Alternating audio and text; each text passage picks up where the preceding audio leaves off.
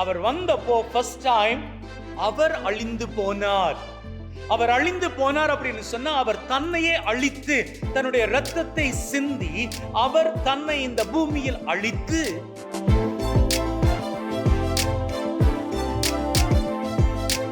இயேசு ஆண்டவரது பயணம், விண்ணக தந்தை அவருக்கு போட்டு இருக்கக்கூடிய ஸ்கெட்யூல் என்ன தெரியுமா?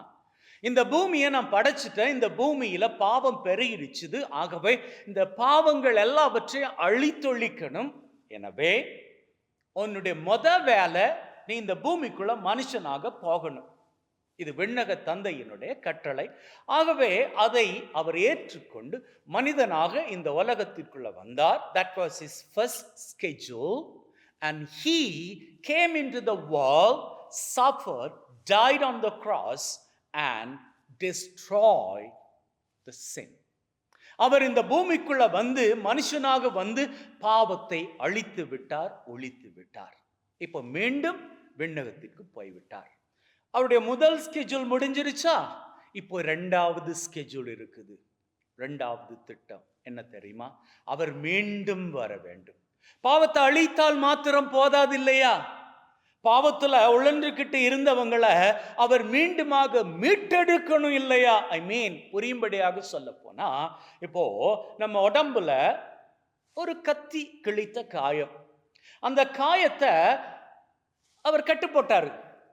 கட்டு போட்டா அந்த காயம் இப்போ சுகமடைஞ்சிருச்சுது. ஆனா சுகமடைஞ்ச அந்த காயத்தை இப்ப அவிழ்த்து பார்த்தால் அங்க மார்க் இருக்குது, அந்த அடையாளம் இருக்குது. அந்த அடையாளத்தை இல்லாது பண்ணணும் இல்லையா? அதாவது மீண்டுமாக இயேசு வருகின்ற பொழுது இந்த அடையாளத்தை, பாவத்தின் அடையாளத்தை அவர் முழுவதுமாக எடுத்து விட்டு நம்மை மீட்டு கொள்ள வேண்டும் இல்லையா? அதற்காக அவர் மீண்டும் வருவார். ஆகவே his second coming is going to be something different. அவர் வந்தப்போ first time அவர் அழிந்து போனார்.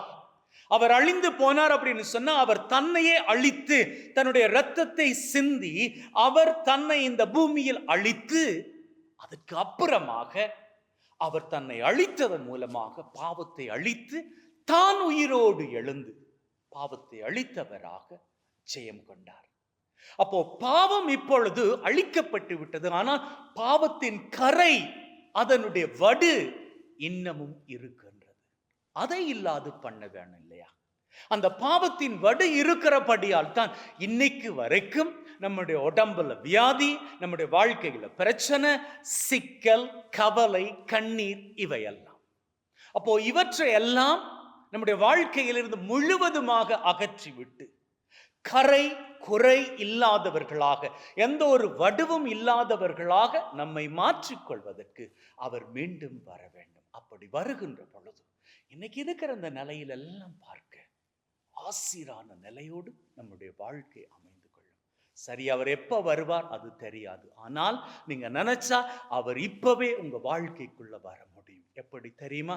ஆண்டவரே, எங்களது வாழ்க்கையில் இருக்கக்கூடிய கரைகள், குறைகள், வடுக்கள் எல்லாவற்றையும் நீங்க அகற்றி விடுவதற்கு உங்களுக்கு நான் அனுமதி கொடுக்கிறேன் அப்படின்னு சொல்லி நீங்க அவருக்கு அனுமதி கொடுத்து பாருங்கள். அந்த அனுமதி நீங்க கொடுக்கிற பொழுது அவர் உங்க வாழ்க்கைக்குள்ள வருவார்.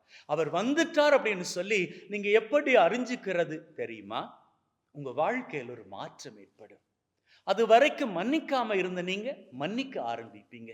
அது வரைக்கும் இரக்கம் காண்பிக்காம இருந்த நீங்க இரக்கம் காண்பிப்பீங்க. அது வரைக்கும் அன்பு செலுத்தாம இருந்த நீங்க அன்பு செலுத்த ஆரம்பிப்பீங்க. இயேசுவினது வாழ்வை உங்களது வாழ்வாக்கி வாழ ஆரம்பிப்பீங்க. அதுதான் இயேசு உங்களது வாழ்க்கை மீது இரண்டாவதாக வந்துவிட்டார் என்பதன் வெளிப்பாடு.